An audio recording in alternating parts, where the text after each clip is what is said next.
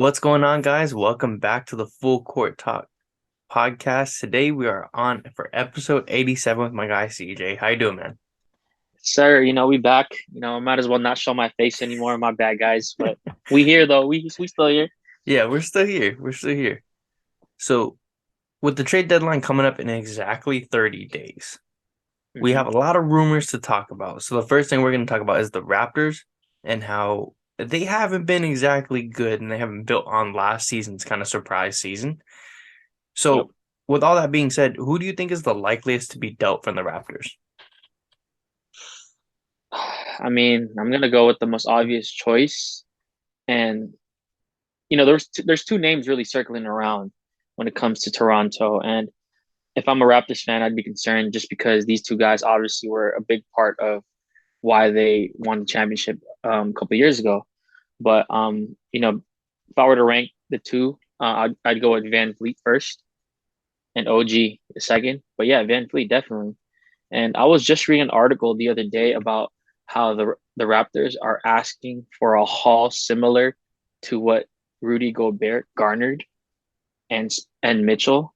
And I'm just like, dude, like obviously these are different players, but I mean, I guess I understand. I mean, I'll take OG over Rudy Gobert any day, right? Yeah, 100%. But yeah, that asking price is going to be a little bit too steep for teams right now. Yeah. Teams right now. If this was the off season, then that maybe I'll understand. But I think any team right now could use somebody of his services. Um, I don't want him to go here because it would automatically make them a strong contender. But Miami, I saw him getting linked to Miami, and if he goes there, it was a three-team trade that has him going there. Man, Miami would be back in contention for sure. They're still somewhat there contention in the East, not for the chip, but in the Yeah. East. But if they get Van Fleet, oh man. But yeah, I'm gonna go with Van Fleet for sure. Yeah, the Raptors are 18 and 23. They're currently Yeah. 11th in the Eastern Conference. They've really underwhelmed the entire NBA. I think a lot of people thought they were going to kind of take a leap forward, but they actually took a leap back, I would say. Scotty Unfortunately, Barnes yeah, has been okay, hasn't improved, hasn't really declined, although his shooting has been yeah. pretty bad this season. Other than that, pretty much similar from last season. Van Fleet, huge disappointment coming off his first All-Star appearance. The 18 points is Yep. good, but the 37% from the field is pretty bad. It's actually his Hmm. worst since his rookie season, so that's not a stat you want to see. Siakam has been Facts. fantastic, 25 a game. OG has been great on both ends. Actually, he's scoring 18 a game. Defensively, I think he leads the league in steals. Gary Trent has been very good. I think he's pretty much plateaued. He's going to be at 18 points per game. He's going to be a consistent shooter, good scorer, defensively kind of shaky, but you know what you're going to get. Hmm. I think either way, I think it's going to be between Van Fleet and Gary Trent. I think I can see the Raptors trading OG because there's a lot of smoke about him wanting out. I don't know if you saw that video of him talking to Tyrese Halliburton saying trade for me. Yeah, When, I'd have. I have. Yeah. it really looks like that, but he's too young to deal because he's gonna be really good for a long time. He's only Yeah. 25 on a cheaper deal, so I think they keep him. But if he wants out, he wants out. Then I could see a deal being made in the offseason. Van Fleet is Hmm. probably the biggest name they're gonna deal or they could deal, but Gary Trent seems to be the one they will for sure. Unfortunately for Gary Trent, every year he's up for a contract extension, teams don't want him. I don't really know Yeah. why, because Portland didn't want him after he blew up. They trade him Hmm. to the Raptors. Now he's on for a contract extension, and they don't want him either. So something's going on there. I don't know what's happening with him, but I honestly think that he's going to get traded. If I could send him anywhere, I would like to see him on the Mavericks because I think Mm, the Mavericks definitely need another scorer, exactly. and he and Luca would be a nasty duo. Hmm. But Van Fleet, honestly, he'd be good on the Lakers. I don't know what the Lakers Yeah. could give up. I don't know what they have to match the I have salary. I have $3. That's pretty much the Lakers, right? But he is exactly Yeah. what they need. A scoring point guard who can take the pressure off of AD, take the pressure off of LeBron, do some scoring, some playmaking, good on defense. But the Lakers are in a position that can't really deal unless you're going to give up Russell Westbrook, which they don't want to anymore. He's been hooping. And Yep. honestly, Fred VanVleet for Russell Westbrook sounds like collusion. It's just not Yep. fair. Lopsided. Yeah. Exactly. And so I'm not sure what is going to happen with the Raptors, but they don't look good. And I mean, I think I read online that the only untouchable player is Scotty Barnes, which makes sense. So Pascal Hmm. could be on the move too. Which would be very foolish in my opinion. Out of the Yeah, three, Van yeah, Fleet, Pascal, and OG, you got to keep Pascal. yeah, There's just no way you let him go. And he's not too old and he's also not too young. So he's just at the right age, in my opinion, to either go through another rebuild, but then end up competing later on. At the same time, can compete right now. Like I yeah, said, for a chance in the East, not a chip, but yeah, you definitely do not let him go. yeah. I mean, Pascal Siakam is, I think last year he kind of struggled.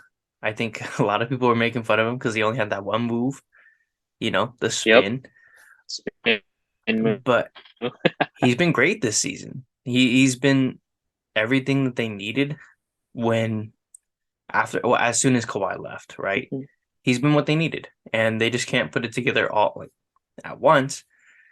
But I think they're a few pieces away from not contending, but really getting back into playoff shape. It's just kind of retooling at this point. It's not really a rebuild.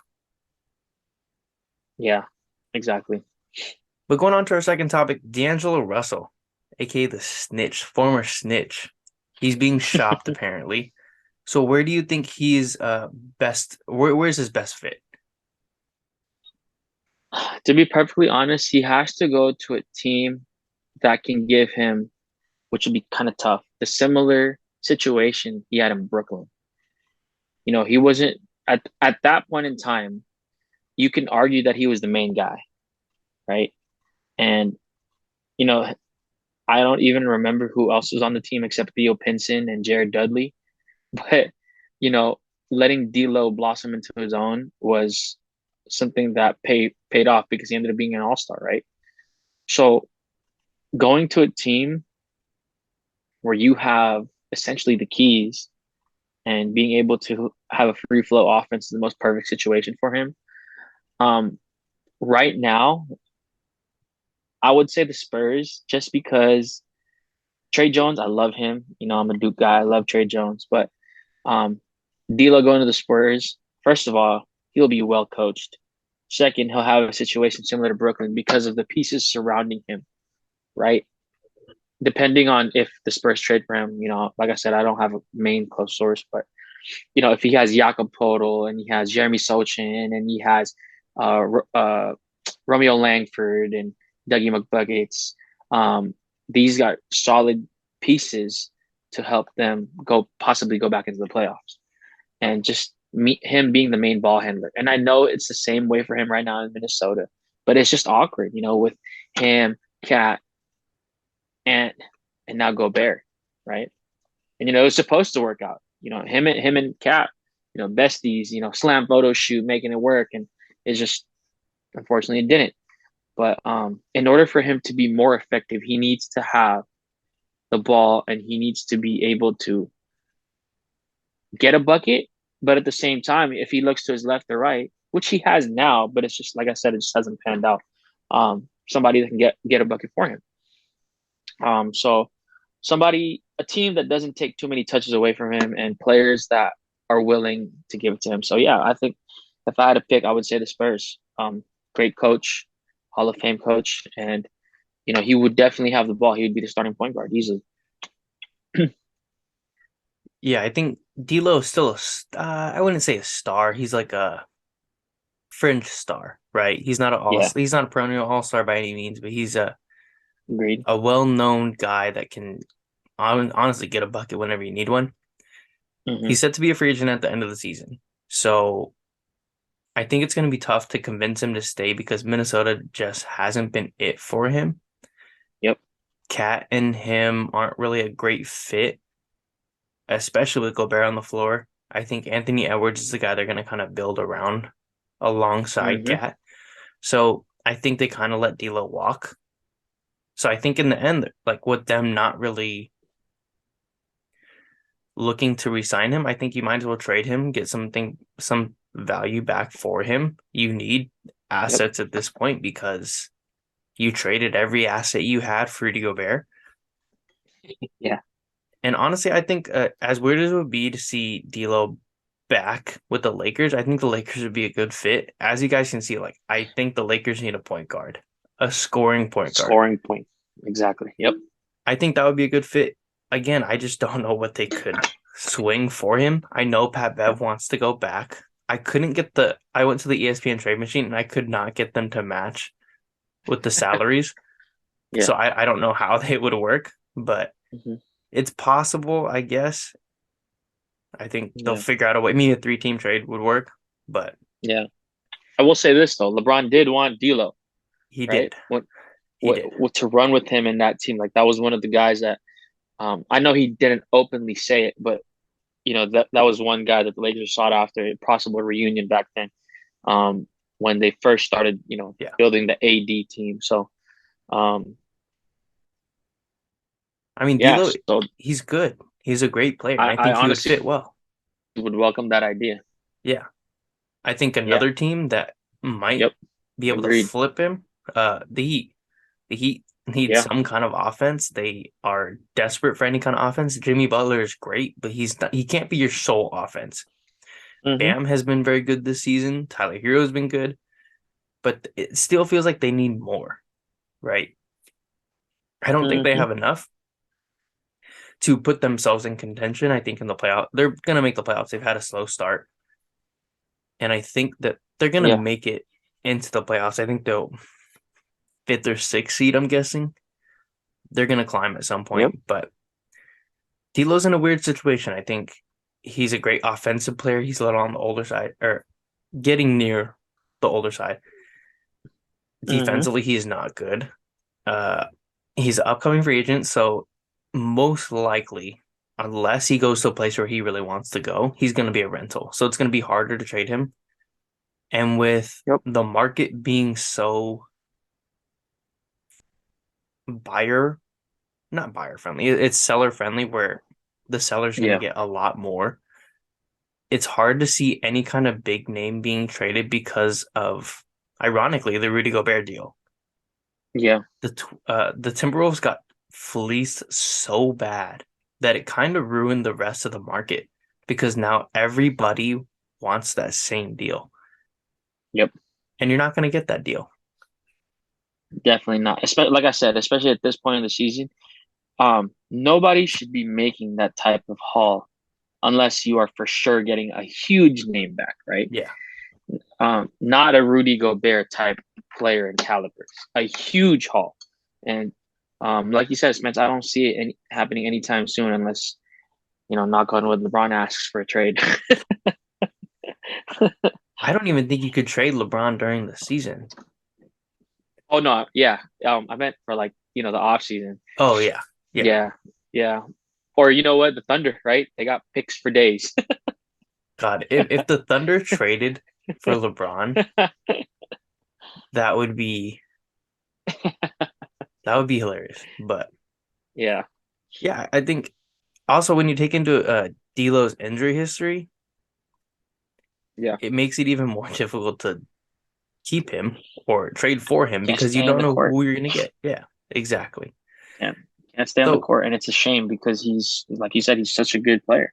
yeah, I love D'Lo. I love his game. He's so smooth, but his Hmm. injury history, it's bad, right? So, we'll see what happens with D'Lo. I'm interested to see if he actually gets dealt. I think they could because the Timberwolves they don't look good. I mean, it was Nope. predictable, especially when Cat went down. He's out for a while, so we'll see. Yep. But on to our last topic. Who should the biggest buyer and seller be at the trade deadline? Who do you think for buyer? So we're talking about somebody that really wants to make a move in terms of a buyer, right? Yes. Okay. Um, you know what? I'm only going with this decision because I read an article on Bleacher Report the other day, and it really convinced me. The Clippers. I would say the Clippers. They're still as deep as they were. They keep getting the benefit of the doubt, and I'm not even just saying that as a fan of the Lakers. They keep getting the benefit of the doubt, and they haven't had any type of um all this. They haven't had any type of I want to say streak going. Kawhi and Paul George, they haven't been able to play together, and so I honestly just think that they're still in the market to add to their roster in terms of wings and possibly a backup big. I thought it could have been Brandon Boston, but unfortunately, he doesn't get that much burn. So I think they're definitely going to be buying into the market if that's my pick because this is a team that should be on the top of the Western Conference standings, but they're not. So yeah, I'm going to go with the Clippers for my buying part. Yeah, I agree. I mean, SGA, the guy who they dealt, uh, Yeah, has 1140 points. Kawhi and PG have a combined 1035 in 49 games, while yeah, Shea has 37 games. yep, So the Clippers have not looked good this season. And no, I think that's a good pick because I think they need a ton of depth. And you see why they have a ton of depth because Kawhi and PG just can't stay healthy. they can't. So I think that when Kuz says he wants to go back to LA, he could be on the Clippers radar for sure. I would love him. I mean, hate him even more. Now you said love. I know where it comes from. Um, but when we talk about buyers, I think the hardest part is like decent rotational guys. Yeah, The value is ridiculous. it is. The Pistons are looking. I mean, Bojan Bogdanovic has been great for that team. Great leader. I still don't understand why they extended him, but Yeah. they want. They're gonna trade him at some point. They want a first round pick and a young player. Boyan is like Mm, 32, 33. There's yeah. no reason he should be able to get that value. Yeah. And like I said before, that Gobert trade really screwed up the market. John Yep. Collins' price is apparently the same as Rudy Gobert. Both of them are not worth multiple first round picks They and don't players. warrant that much. Yep, I No, agree. not even close. And John Collins is, I guess, going to be around the same price, which is ridiculous to me because John Collins is a player that has plateaued with one of the best playmakers in the game, and he's still struggling to really be, I guess, utilized is interesting to me. And I Yeah. think it's definitely a red flag, Hmm. especially with his jumper. It looks god awful this season. Yeah. I want to say the Lakers might be a big buyer. I think they're going to be more so of a phantom buyer, meaning like they're just going to keep getting on the phone trying to make any kind of deal. Yep. But they're so locked in with with their cap space. It's going to be so difficult for them to make a deal because I'm sorry, CJ, but Pat Bev and Kendrick Nunn with the first round pick Mhm. is just not appealing. It's not enticing to anybody. And that's why, No. honestly, like I didn't choose them as my buying team. It's just that trade offer. If it was a library book, it expired already, my boy. It's it's long overdue. And yeah, you're right. No team is gonna look like, oh hey, Kendrick Nunn scored 20 points the other night. Let me get him. Pat Bev, defensive player of the year. Let me get him. But yeah, no, I agree that it's not enticing to anybody. Yeah, and unfortunately, I think the other buyer I have is the Warriors. And with them kind of struggling throughout the first parts of the season, I think they're going to make or they're going to try and make a big splash. But again, like their cap space is terrible. The players that they're going to have to deal are Wiseman and Moody. Kuminga's untouchable. Um, and I don't know what kind of value the both of them bring. They've been struggling throughout the first parts of the season, so I don't know how much value they bring. But I have two more buyers, I guess. The Suns, I Hmm. think, are going to be a buyer because of the Jay Crowder situation. Regardless of what the rumor is of why he's not playing, teams still want him. Yeah. But the teams that the Suns want to make a deal with, they want a good rotational player back. And I just don't see Hmm. how where their value is going to come from. I've seen Jalen McDaniels. It has been rumored. Yeah. I think if the Hornets make that deal, they waive Jay Crowder and he goes right back to the Heat. I That would be guess. smart for him. Yeah, it would be. Jalen McDaniels is good, and without Cam Johnson, I guess it makes sense for the Suns. But I think they're going to be, I guess, buyers. I don't know if they're going to be the biggest buyers, but I think the Pacers are another team to keep on your radar because they look very good. They're the sixth seed. Tyrese Halliburton is hooping. Miles Turner is apparently trying to get a contract extension, even though they've been trying to trade him. Buddy Hield Yep. still looks good.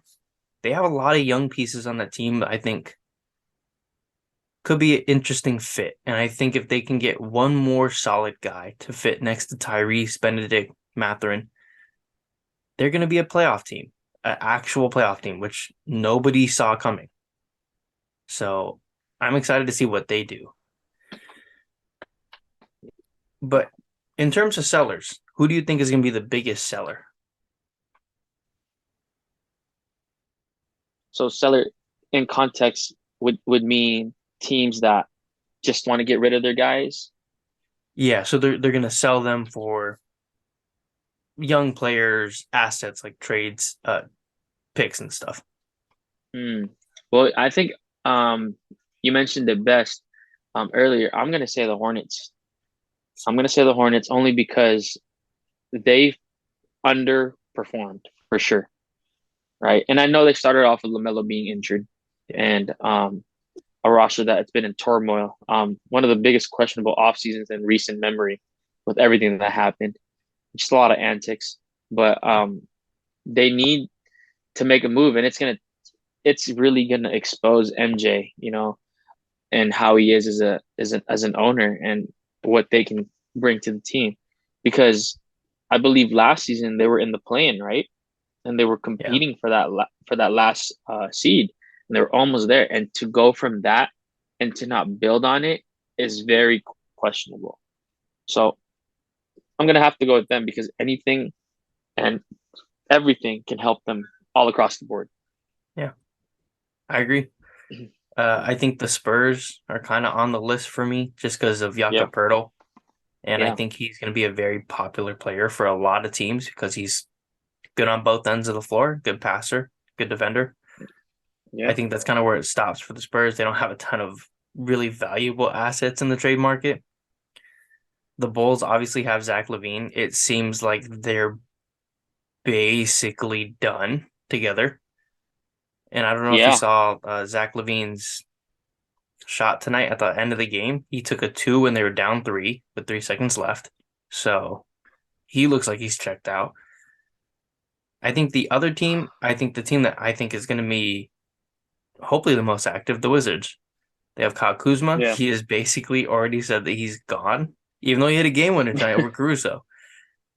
Uh, yeah, he looks good. He's going to probably be the hottest name on the trade market. Rui Hachimura has been offered to the Suns. So we know that the Wizards are looking to maybe deal him. And here we are again with Bradley Beal. Will he be traded or will he not run from the grind like Damian Lillard? Yeah. I think, I mean, at this point, the Wizards could be 0 and 55, and they'll be like, oh, we still have a shot. We still have a shot. Like they are one of the most delusional franchises I've ever seen. Hmm. So they may never deal Bradley Beal, but I think they should have struck a long time ago. They should have traded him a long time ago. I think it's kind of his value's still there, but they traded him a season or two ago. They could have got a lot of assets for him. Oh yeah, no, definitely. And I feel like similar to John Wall, who arguably has a more impactful career than Bradley Beal with Yeah. the Wizards. He's done his dues, and there should be no love lost if he were to request for a trade or if he were to get booted. Um, I think, like you said though, unfortunately, 2 seasons ago would have been better. But it's not too late. Bradley Beal's still a bucket. We know that. Yeah. Um, so yeah, they better capitalize on his value now. So what would you do? Who would you rather have on the Lakers? Bradley Beal or Zach LaVine? Because I know that those two have been heavily rumored for the Lakers. You know, both are absolute buckets, but I feel like with having LeBron and AD, you always have to look for the perfect fit. And in my opinion, I'm gonna go with somebody that stays on the court more than the other, and I'm gonna go with Zach LaVine. Unfortunately, Bradley Beal can't seem to stay on the court for too long. And even though you could say that Bradley Beal is a better fit because he is a shooter, and that's what you want to surround LeBron with, Zach LaVine is also a shooter.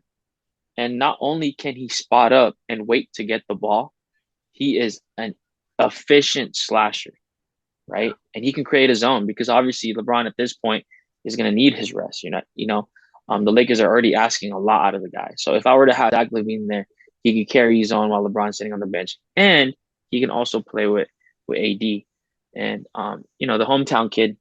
Hopefully it doesn't work out the same way that Russ started, but yeah, I just think guys, so um, another wing guy that we desperately need. Yeah, I agree. Bradley Beal is obviously a great player, good playmaker.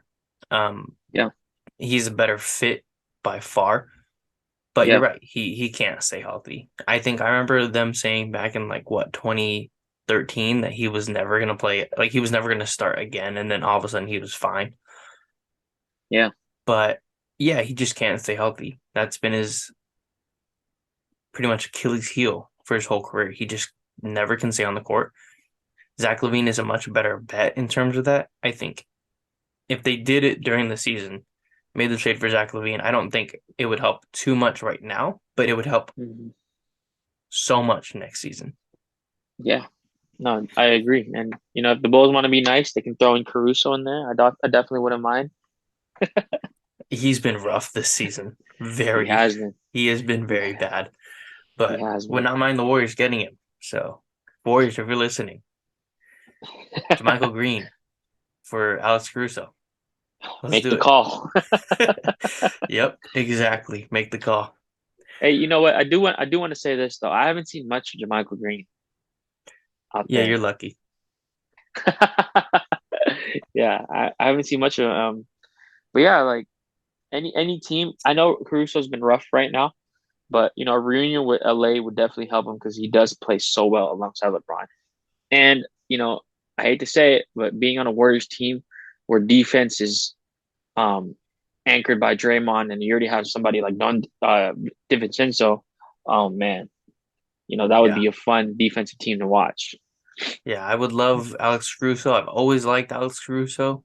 Even if he goes back to the Lakers, I'd like to see it because it sucks seeing him struggle because I know, but like his path to the NBA is non-conventional. And Inspiring. to becoming a cult favorite because of his hair or Yeah. lack thereof, Yeah. and then really just blossoming into this great role player is great. I love him. Mhm. Agreed. But that's going to do it for us in podcast 87. Thank you, CJ, for being back here. Of course, man. Thank you for having me Yeah, always. of course, man. But that's going to do it for us. Please like, comment, and subscribe. But that's going to do it for us. Peace.